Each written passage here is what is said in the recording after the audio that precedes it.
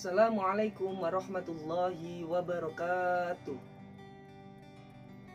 Bagaimana kabarnya hari ini anak-anak? Baik, semoga kita selalu dilindungi oleh Allah. Berjumpa lagi dengan Ustadz Anam. Kali ini Ustadz Anam akan belajar bersama-sama dengan kalian, yaitu dengan pelajaran BTG. Sebelum itu, marilah kita berdoa bersama-sama.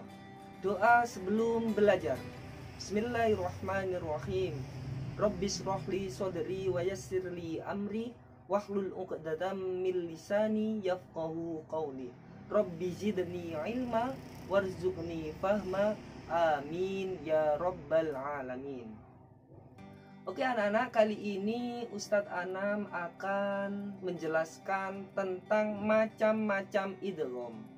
Pada bab ini kita akan membahas tentang 3 idgham. Ada 3 macam idgham, yaitu yang pertama ada idgham mutamatsilain, kemudian ada idgham mutaqarribain, dan ada idgham mutajannisain.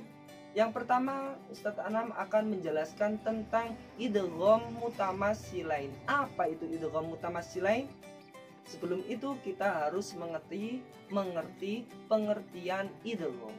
Idgham artinya memasukkan atau melebur, ya. Sedangkan mutamatsilain artinya 2 huruf yang sama.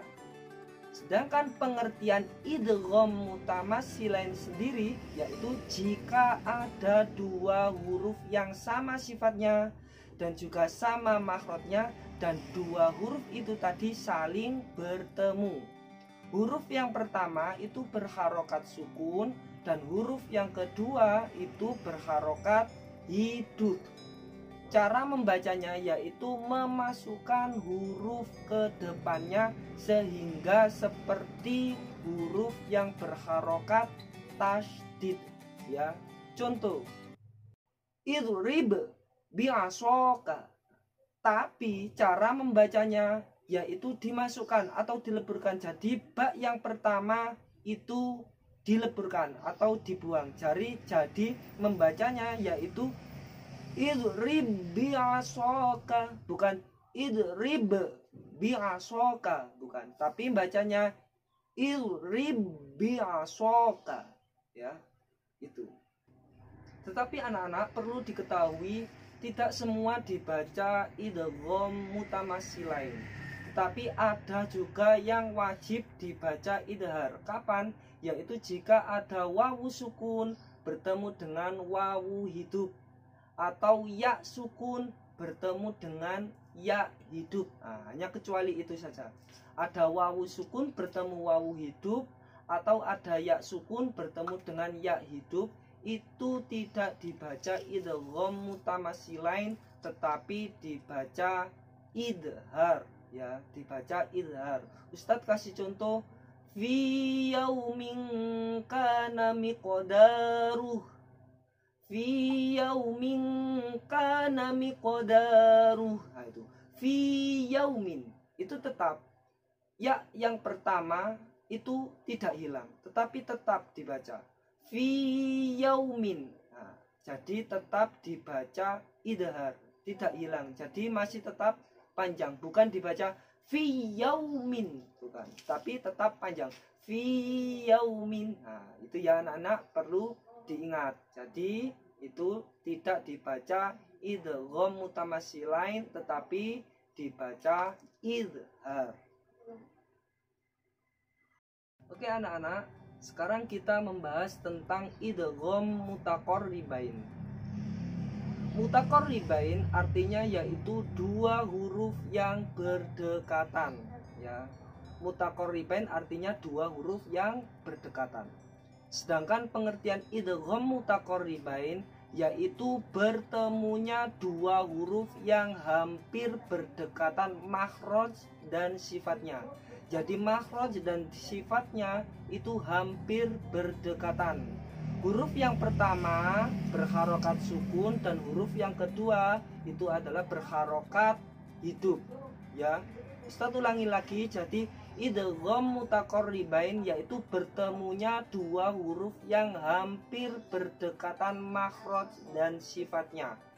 Huruf yang pertama berharokat sukun dan huruf yang kedua itu berharokat hidup.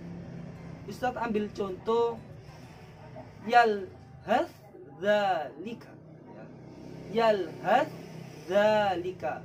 Itu ada dua huruf yang hampir berdekatan antara makhraj dan sifatnya, yaitu huruf ta. Huruf ta dengan huruf zal. Itu makhraj dan sifatnya itu hampir berdekatan, hampir serupa, agak mirip ya, antara makhraj dan sifatnya, tapi berbeda huruf. Jadi tulisannya itu adalah yalhaz dzalika. Cara membacanya itu bagaimana? Yaitu cara membacanya adalah huruf yang pertama itu dileburkan. Jadi huruf yang pertama itu hilang, suaranya itu hilang, tidak dibunyikan. Sedangkan huruf yang kedua itu ditasydid. Jadi cara membacanya bukan yalhaz dzalika, bukan. Tapi cara membacanya itu adalah yalhaz dzalika. Yalhaz dzalika. Jadi membacanya adalah yalhaz dzalika, bukan yalhaz dzalika, bukan. Itu adalah tentang idgham mutaqarribain. Oke anak-anak, sekarang kita membahas tentang idgham mutajannisain. Mutajannisain artinya yaitu dua huruf yang sejenis. Sedangkan pengertian idgham mutajannisain yaitu pertemuan dua huruf yang sama makhrajnya tetapi berbeda sifatnya. Huruf yang pertama berharokat sukun dan huruf yang kedua itu berharokat hidup. Cara membacanya yaitu huruf yang pertama berharokat sukun harus dimasukkan ke huruf yang kedua yang berharokat hidup. Jadi cara membacanya itu seperti huruf yang pertama hilang, kemudian langsung masuk pada huruf yang kedua, sehingga seperti huruf yang bertasydid. Ustadz kasih contoh. Wa qur rabbi adkhilni. Wa qur rabbi adkhilni. Nah, itu tulisannya adalah wa qul rabbi adkhilni. Tetapi cara membacanya yaitu wa qur rabbi adkhilni. Jadi lamnya itu seperti hilang, langsung masuk pada huruf ro, seperti ro-nya itu ditasydid. Jadi cara membacanya wa qur rabbi adkhilni. Nah, ini adalah disebut hukum bacaan idgham mutajannisain. Yaitu kenapa? Karena ada dua huruf yang sama makhrajnya dan huruf yang pertama itu berharokat sukun. Mana hurufnya? Yaitu ada lam sukun. Lam sukun itu makhrajnya yaitu ujung tepi lidah bertemu dengan ro hidup, dan ro hidup itu makhrajnya adalah ujung lidah. Jadi sama-sama dari makhraj lisan atau keluar dari lidah. Itu adalah penjelasan tentang idgham mutajannisain. Tetapi anak-anak perlu kita ketahui, karena ada pengecualian, yaitu apabila ada dal pada kata qad bertemu dengan huruf jim, zal, za, sin, shod, dot, dan do, maka itu harus wajib dibaca idhar atau dibaca dengan jelas, tidak boleh diidghamkan. Ustadz kasih contoh. Laqad ja'akum. Laqad ja'akum. Nah, di situ itu ada qad bertemu dengan huruf jim. Itu jadi harus dibaca idhar atau dibaca dengan jelas. Jadi tidak dimasukkan, tidak dibaca laqad ja'akum, tidak, tetapi dibaca idhar. Jadi dalnya itu tetap ada.